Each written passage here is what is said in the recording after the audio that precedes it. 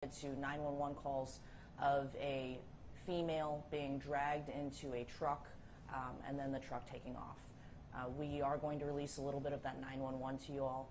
It's going to play, you're going to hear what is a little bit disturbing, a call from that 911 caller explaining that that female is being taken away against her will into a vehicle, and then that vehicle takes off.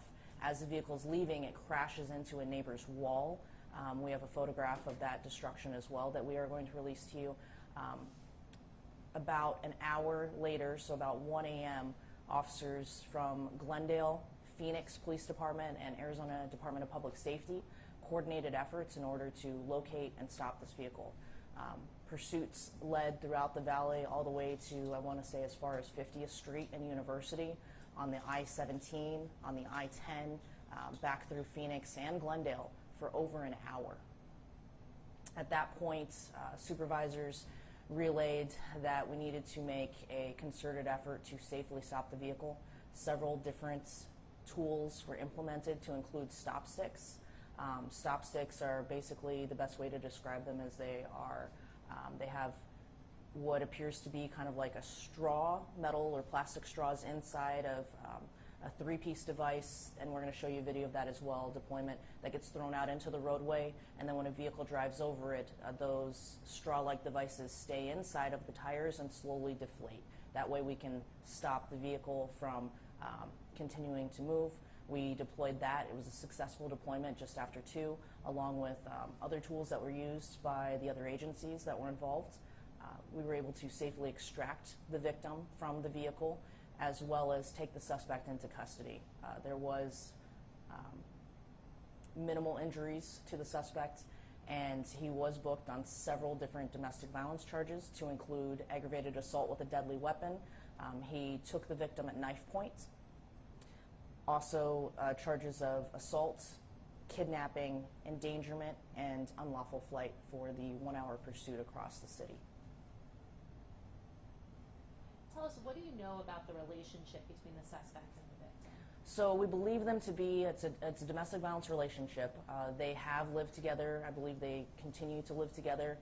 It's unsure of whether or not their current ex-boyfriend, girlfriend, how recent that end of the relationship is, but believed to be an ex-boyfriend. Were there any calls to service to that home, or were there any orders of protection in place in this case? There were no orders of protection in place. I can tell you that you're going to hear on the 911 that the 911 caller, who is a family member, says on that phone call that does not believe that the female victim disclosed a prior incident that happened, because that male threatened to both rape and kill the caller. What's the condition of the victim? You said that the driver had minimal injury. Was the victim hurt during the crash? So the victim was transported to our West Valley Glendale Family Advocacy Center, which is across the street here. She was able to see a sane nurse and be fully examined, and photographs were taken. She had injuries all over her body, nothing that was life-threatening, but consistent with being dragged and thrown into a vehicle. And you specified those straw metal type? So stop sticks, and you're going to see it in the video. Like I said again, it's basically, it is a tire deflation device that we use. It is within policy. Many agencies across the valley use it. There are also other devices that are used. But again, it's basically a 9 to 12 foot long plastic tube that's broken down into 3 sections. An officer will take that and throw it out into the roadway, use kind of like line to reel it back up, so it's out straight, and then as soon as a vehicle drives over it, then those plastic or metal straws will stay inside of the tires and then slowly leak out air. That way it's done at a rate of speed that's not going to cause very significant injury if the vehicle were to wreck. It's going to slow that vehicle down in order for us to apprehend the suspects. And you mentioned that a few tactics were used. Were beanbags deployed? So I don't have the use of force that was used. Again, it was multiple agencies. So that is still going to be under investigation to determine which officers from which departments, since it was a coordinated effort, and that's probably going to come out weeks down the line, if not months. Was the suspect known to you guys at all? So he does have a criminal record. He has been arrested previously. Originally, we were told that he possibly, by the victim, that this potentially happened about a month ago, except for instead of a knife, a gun was used. We did conduct a search warrant of the home and located a firearm, which we know that he was a prohibited possessor and not supposed to have one, so we know he has a felony record.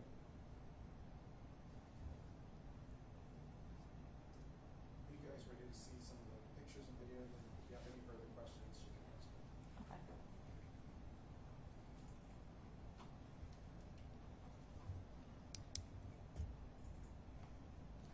So this device that was used is not a device that we use. It was actually deployed by one of the other agencies. It's called a Grappler. So I'm not really familiar with it very much, but you can see how basically it latches onto the tires in order to take that vehicle over and limits the travel on it.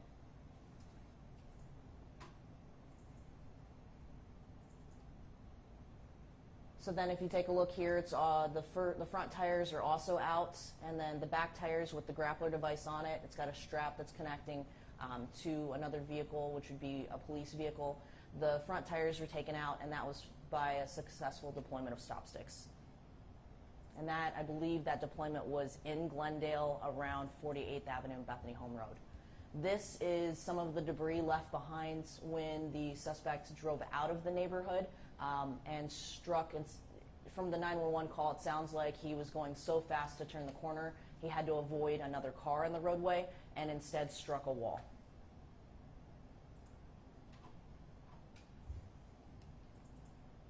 So this is one of the officers. This is the officer who deployed the stop sticks.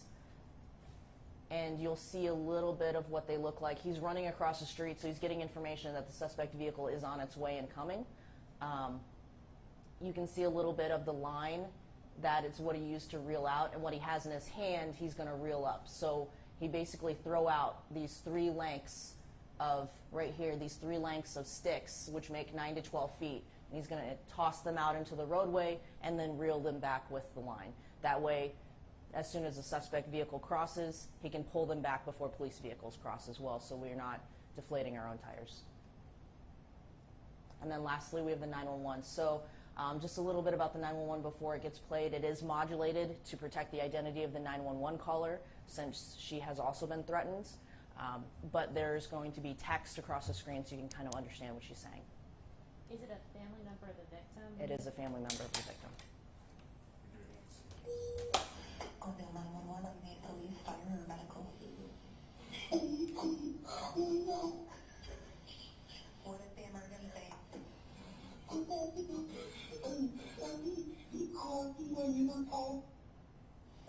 Has he ever been physically violent with her at all?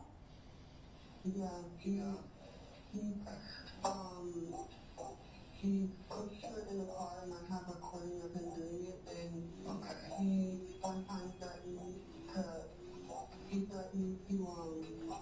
rape me and kill me if she called the police on him. So you think she left against her will with him? Yeah, she was screaming. So this is in the second that she was screaming, and she was like, please help me. So that is the portion of the 911 that we are able to release to you. It had to be redacted again. We're trying to protect the family member that is also considered a victim in this case. Real quickly, DV incidents such as this one are considered to be the most dangerous. Can you talk about your approach to this particular domestic violence case, and also the fact that nobody ended up, dead? That's why in the Valley we started talking about the threats and coercements that's involved in domestic violence situations. I mean, October is Domestic Violence Awareness Month. It's rapidly approaching it. And when it comes to situations of DV, I mean, obviously there's a lot of emotions, and there's a lot going on in You know, they want to think with their hearts sometimes instead of what may be in their best interest. And in situations like that, when you're dealing with loved ones and family members, it makes it very difficult. It heightens emotions, and it can be violent, especially in situations like this, where he's already in the past. Went unreported that he had threatened her with a gun, threatened her life, taken her in the truck and took off with her previously. So I mean, this wasn't the first time that it happened. Had she, we can completely understand why she didn't report it, because you heard the 911 call and you heard the other female say that he threatened her life if she called 911. So it puts you in a difficult situation. But when domestic violence calls are reported, we are able to send an officer out. We do a lethality questionnaire where we ask that person, the questions on there are regarding control, they're regarding limited contact with family, money, just different situations. And then the point system on that will add up to a certain amount that says basically we need a victim advocate to immediately reach out to you, potential for counseling and other services. Maybe we need to get you out of that situation into a shelter or move to somewhere else, break your lease, which is also things that our victim advocates are able to help with. So these situations are very, very dangerous for everyone involved. I can tell you earlier this year, if you remember, we had 2 police shootings that happened where police officers were shot, one in Phoenix and one in Glendale. They were on the same day, and those were both domestic violence incidents that we were responding to. So that tells you a little bit of how violent they can be, especially when we're dealing with DV. So does that answer your question? Yes, that's great. Tell me too, I mean, this was a high-speed chase that went on for an extended period of time. It's sort of, you know, miraculous almost that no one was seriously injured. Absolutely, and we did utilize the airship, so the police helicopter was used as well. So sometimes in situations we can kind of back off with vehicles and not get so close, but at least keep an eye on that vehicle to ensure that that victim is safe. It continued for so long, I would imagine, because of one, traffic conditions at that time in the morning are going to be very limited. And 2, as long as the vehicle's not acting too erratic and speeds are not too extreme, then we can safely continue to try and essentially save that victim. So successfully we were able to do that with limited injury to her, limited injury to the suspect, no officers harmed. This did not end in a lethal encounter, so we are very grateful for that. I don't know if this is the same question that Edith, but if in case somebody is suffering from domestic violence, what would be the best way to proceed to try to? Absolutely. Well, there's a couple different methods. Obviously, if it's a actual crime that's occurring, then we want them to make a police report. And unfortunately, we can't take third-party reports, so that victim has to be able to come forward and make that report themselves. So if you're a family member, please encourage them to do so. We have victims advocates that are available. We have counseling services that are available for our victims.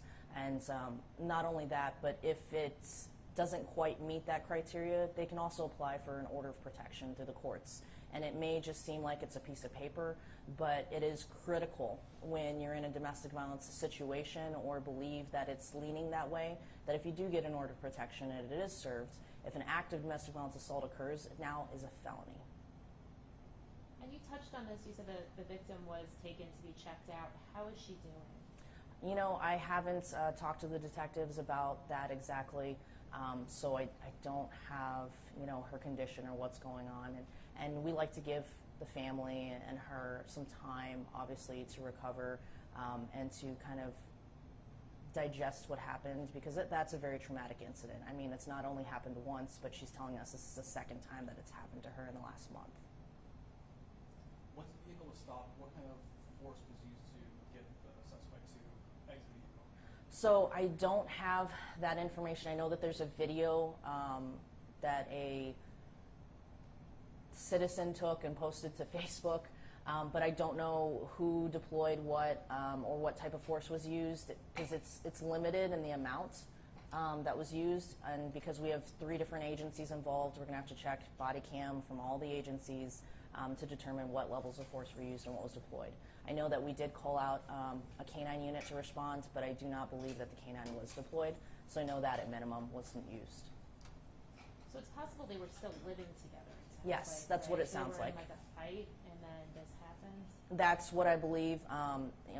We get the call information. We're using a new system. There's several pages of call notes, and a lot of that is just, it's part of the investigation that the detectives are going through to try and decipher what was reported and what actually happened. Do they have any children together? I do not believe so. Is everybody You good? mentioned that they were in an ongoing relationship or a relationship? So from what I understand, she is reporting that he is her ex-boyfriend. But I mean, having worked patrol for several years, sometimes ex means as soon as I called you. Okay, Please guys, don't. so also, like I said, everything's been emailed to your desk. If for some reason somebody's desk didn't get it, email us and we'll get it out to you guys as soon as possible. It's all, everything you saw here has been emailed to your desk. Okay, thank you very much. Thank you Thank so much. you. I really appreciate it. Absolutely.